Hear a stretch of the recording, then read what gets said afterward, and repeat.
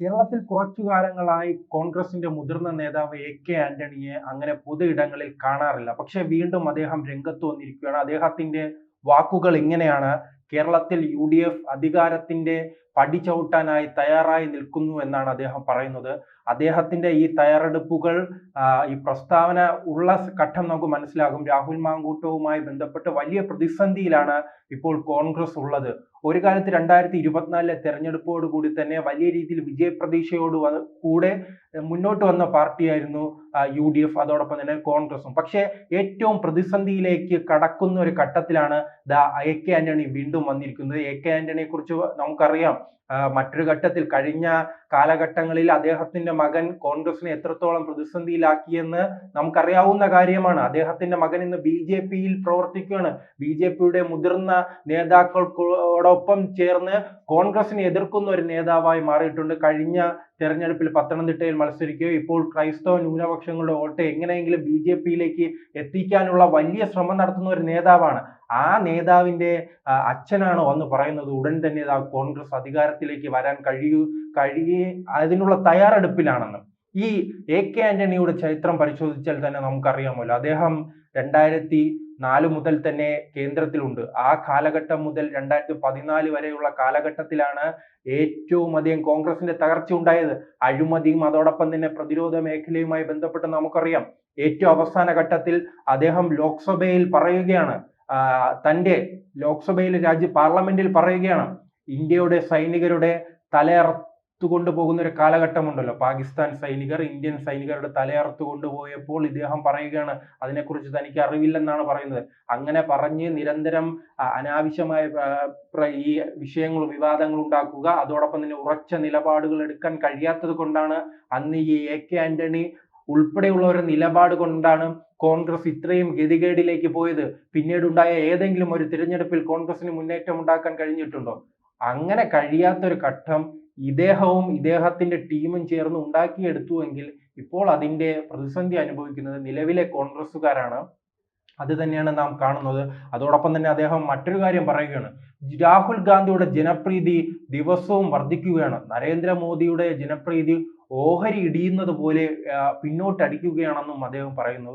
ഇദ്ദേഹത്തിന് നല്ലത് കുറച്ചു നാളുകളായി രാഷ്ട്രീയം ഉപേക്ഷിച്ച് വീട്ടിൽ തന്നെയാണല്ലോ. അത് പിന്നെയും പിന്തുടരുന്നതാണ് ഇദ്ദേഹത്തിന് നല്ലത്. അല്ലാതെ ഇദ്ദേഹം വീണ്ടും ഇങ്ങനെ ഇറങ്ങി അനാവശ്യ പരാമർശങ്ങൾ നടത്തുകയും ഒരു ഭാഗത്ത് ഇദ്ദേഹത്തിന്റെ മകൻ ബി.ജെ.പിക്ക് വേണ്ടി പ്രവർത്തിക്കുകയും ചെയ്തത് കേരളത്തിലെ യു.ഡി.എഫ് പ്രവർത്തകർക്ക് വലിയ പ്രതിസന്ധി ഉണ്ടാക്കും. പ്രത്യേകിച്ച് ഈ ഘട്ടത്തിൽ ഞാൻ തുടക്കം സൂചിപ്പിച്ചതുപോലെ തന്നെ രാഹുൽ മാങ്കൂട്ടവുമായി ബന്ധപ്പെട്ട വിവാദങ്ങൾ അറിയാമല്ലോ, കത്തിപ്പടരുകയാണ്.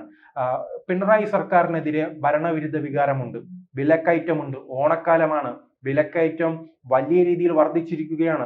അതോടൊപ്പം തന്നെ ഈ സർക്കാർ ഇപ്പോൾ തന്നെ 4000 കോടി രൂപ കടമെടുക്കുകയാണ്. സർക്കാർ ജീവനക്കാർക്ക് ശമ്പളം നൽകാൻ സാധിക്കുന്നില്ല.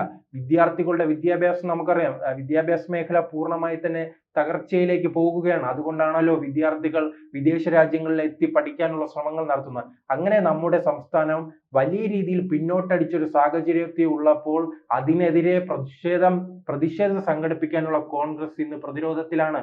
അവർക്ക് തെരുവുകളിൽ ഇറങ്ങി പ്രതിഷേധം സംഘടിപ്പിക്കാൻ കഴിയുന്നില്ല. ഓണത്തിലെ വിലക്കയറ്റവുമായി ബന്ധപ്പെട്ട് പ്രതിഷേധം സംഘടിപ്പിക്കാൻ കഴിയുന്നില്ല. കാരണമോ അവരുടെ എം.എൽ.എമാർ ഉൾപ്പെടെ ഇന്ന് ഒളിവിലാണ്. ഒളിവിലെന്ന് പറഞ്ഞാൽ വീട്ടിൽ നിന്നും വെളിയിൽ ഇറങ്ങാൻ കഴിയാത്ത ഒരു അവസ്ഥയിലേക്ക് പോയിട്ടുണ്ട്. പിന്നെ എങ്ങനെയാണ് ഈ ഭരണവിരുദ്ധ വികാരം ജനങ്ങളിലേക്ക് ഇവർക്ക് എത്തിക്കാൻ കഴിയുക? ഈ ഭരണവിരുദ്ധ വികാരം ജനങ്ങളിലേക്ക് എത്തിച്ച് പ്രവർത്തകർ നിരന്തരം തെരുവിൽ സമരം ചെയ്താൽ മാത്രമാണല്ലോ അവർക്ക് അധികാരത്തിൽ വരാൻ കഴിയുകയുള്ളൂ. അല്ലാതെ ഈ ആന്റണി പറയും പോലെ ഞങ്ങൾ യു.ഡി.എഫ് അധികാരത്തിന്റെ പടിക്കൽ നിൽക്കുകയാണെന്ന് പറഞ്ഞ ജനങ്ങൾ അങ്ങ് വെറുതെ അങ്ങ് കയറ്റി വിടുമോ? അങ്ങനെ വെറുതെ കയറ്റി വിടുകയാണെങ്കിൽ ബി.ജെ.പിയോടെ ഉണ്ടല്ലോ, അവർ ഗ്രൂപ്പ് വഴക്കം അതോടൊപ്പം തന്നെ വിഭാഗീയതയും വർഗീയതയും പല കാര്യങ്ങളും ചൂണ്ടിക്കാട്ടി ജനങ്ങൾ അകറ്റി നിർത്തുന്നുണ്ടല്ലോ.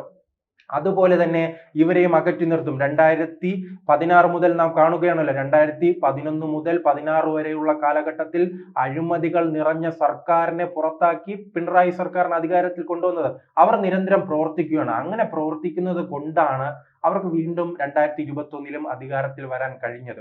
അപ്പോൾ യു.ഡി.എഫ് ചെയ്യേണ്ടത് യുവതലമുറയെ വളർത്തിക്കൊണ്ടുവന്ന് നിരന്തരം സമരങ്ങൾ ചെയ്ത്, നേതാക്കൾ ഉൾപ്പെടെയുള്ളവർ നിരന്തരം സമരങ്ങൾ ചെയ്ത് ഈ സർക്കാരിന്റെ തെറ്റുകൾ ജനങ്ങൾക്ക് മുന്നിൽ ചൂണ്ടിക്കാണിക്കണം. ഇപ്പോൾ യുവതലമുറയെ കുറിച്ച് സൂചിപ്പിച്ചു.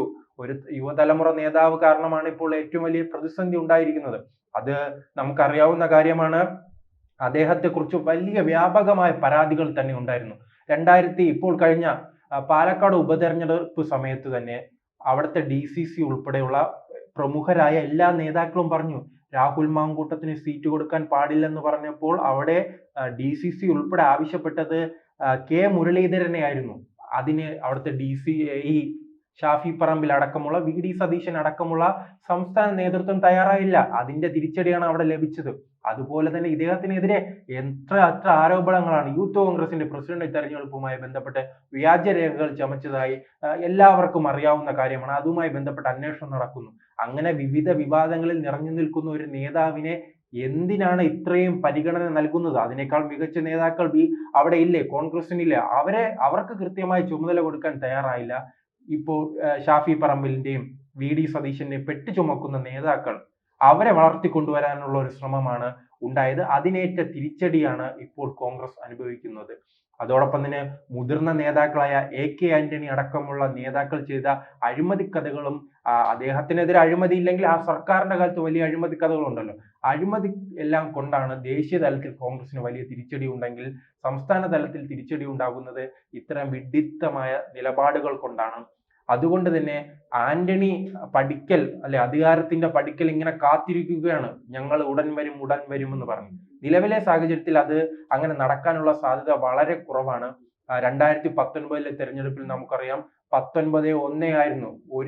ഒരു തരി മാത്രം കമ്മ്യൂണിസ്റ്റ് പാർട്ടിക്ക് ലഭിക്കുന്നു. പിന്നീട് വന്ന 2021 നിയമസഭാ തെരഞ്ഞെടുപ്പിൽ അവർക്ക് വലിയ മുന്നേറ്റം ഉണ്ടാക്കാൻ കഴിഞ്ഞു.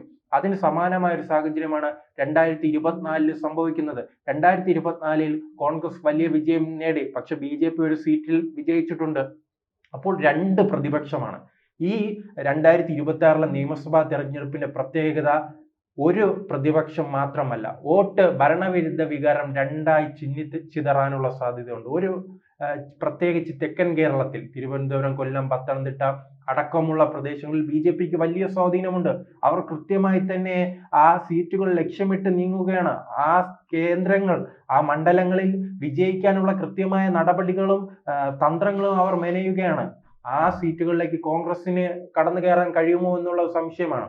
അപ്പോൾ കോൺഗ്രസ് വളരെ ജാഗ്രതയോടെ പോകേണ്ട സമയം, ഓരോ സമരങ്ങളും ഏറ്റെടുക്കേണ്ട സമയം, ജനങ്ങളുടെ പ്രശ്നങ്ങൾ ഏറ്റെടുക്കേണ്ട സമയം, കൃത്യമായി തന്നെ പഠിച്ചിറങ്ങി ജനങ്ങൾക്കിടയിൽ ഇറങ്ങി പ്രവർത്തിക്കേണ്ട സമയത്തായിരുന്നു രാഹുൽ മാങ്കൂട്ടത്തിന്റെ പ്രശ്നം ഉണ്ടായത്.